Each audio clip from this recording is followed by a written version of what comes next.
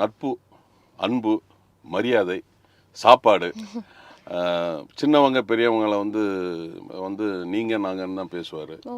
எல்லாருக்குமே ஒரே விதமான ஒரு இதுதான். அதாவது அவர்கிட்ட போனோம்னாலே வந்து பெரிய ஆள், ஐ மீன் பணம் இருக்கிறவங்க பணம் இல்லாதவங்கலாம் இப்படிலாம் பார்க்க மாட்டார். எல்லோரும் ஒரே மாதிரி பார்ப்பார். போன உடனே சாப்பிட்டேன்னு தான் கேட்பார். அது என்னென்னா எங்களுக்கு வந்து என்னென்னா அந்த அந்த அந்த அனுபவம்லாம் ஒரு புதுசு. ஏன்னா நம்ம சினிமாவில் வந்து யாருமே அந்த மாதிரி கேட்க மாட்டாங்க.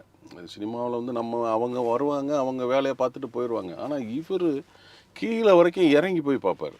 என்ன சாப்பாடு இருக்குது, எல்லாருக்கும் சிக்கன் மட்டன் இருக்கா, இல்லைன்னா மேனேஜரை பிடிச்சி திட்டுவார். இப்படி தான் ஒரு தயாரிப்பாளர் வந்து படம் போட்டு பூஜை போட்டு ஒரு 2 நாள் ஷூட்டிங் போனோம். 3ஆவது நாள் படத்தில் நடிக்க வந்த துணை நடிகர்கள் போய் வந்து சாப்பாட்டில் அசைவம் இல்லைன்னொன்னே மேனேஜரை கூப்பிட்டு சொல்லியிருக்கிறாரு. என்னப்பா ஏன் அசைவம் போடலன்னு. இல்லை அது எக்ஸ்ட்ரா பட்ஜெட் ஆகும், அதனால் ப்ரொடியூசர் வந்து போடக்கூடாதுன்னு சொல்லியிருக்காரு அப்படின்னு. ஷூட்டிங் எத்தனை நாள்? இப்போ ஒரு 60 நாள் போகும். இந்த 60 நாளுக்கு அசைவம் வாங்குறதுக்கு அது சமைக்கிறதுக்கு எவ்வளோ செலவாகும்? சுமார் ஒரு 7 லட்சம் 8 லட்சம் ஆகும். என் சம்பளத்தில் 10 லட்ச ரூபா பிடிக்க சொல்லு, எல்லாருக்கும் அசைவ சாப்பாடை போட சொல்லு அப்படின்னு சொல்லிட்டு அந்த மாதிரி எந்த ஒரு நடிகரும் எனக்கு தெரிஞ்சு அந்த சாப்பாட்டு விஷயத்தில் எப்போதுமே அவர் பிரேக் விட்டோன்னு நான் வந்து பார்த்துருக்குறேன். பிரேக் விட்டோன்னே நிறைய பேர் அப்படியே கேராமனுக்கு போயிடுவாங்க, நிறைய ஹீரோஸ் பெரிய நடிகர்கள்லாம். இவர் என்ன பண்ணுவார்னா கீழே வரைக்கும் சாப்பாடு நடக்கிற இடத்துல போய் பார்ப்பார். நாங்கள் ஒரு ஷூட்டிங் போயிருக்கிறோம் காரைக்குடிக்கு, மரியாதை அப்படின்னு ஒரு படம். 11:30 மணிக்கு எல்லாரையும் கூப்பிட்டு சொல்கிறாரு ப்ரொடக்ஷனில், இப்போ சாப்பாடு யாருக்குமே எடுத்துகிட்டு வராங்க, நான் ஆர்டர் பண்ணிட்டேன் அப்படின்னு. கிட்டத்தட்ட யூனிட்டில் வந்து ஒரு 130 பேர் இருப்பாங்க. கரெக்டாக 1:05 பிரேக் விட்டாங்க டைரக்டர், விக்ரமன் சார் டைரக்டர்.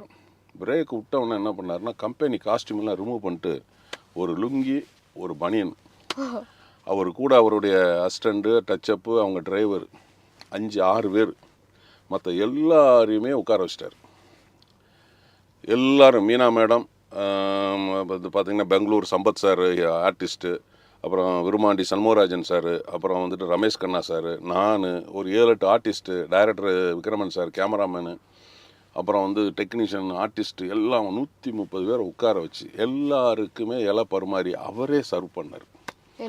எல்லாத்துக்குமே காடை, அதாவது வான்கோழி பிரியாணி, காடை, கௌதாரி, சிக்கன், மட்டனு, முட்டை, என்ன மீன், என்னென்ன வகை இருக்கோ அவ்வளவும் அவர் கூட இருக்கிற அவங்களுடைய அசிஸ்டண்ட்டு, அவங்களுடைய டிரைவர், மேக்கப் மேன், டச்சப் எல்லாருமே சேர்ந்து பரிமாறுறாங்க 130 பேருக்கும்.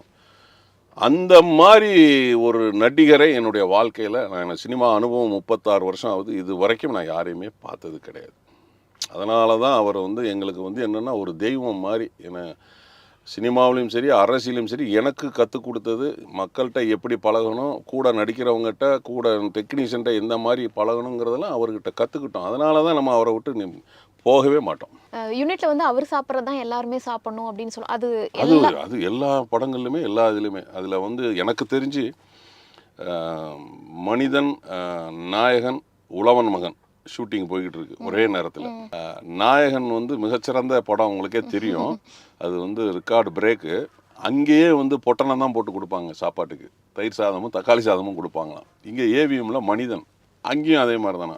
ஆனால் இவருடைய உழவன் மகன் படத்தில் இலை போட்டு அசைவ சாப்பாடு எல்லாத்துக்கும் ஒரே மாதிரி.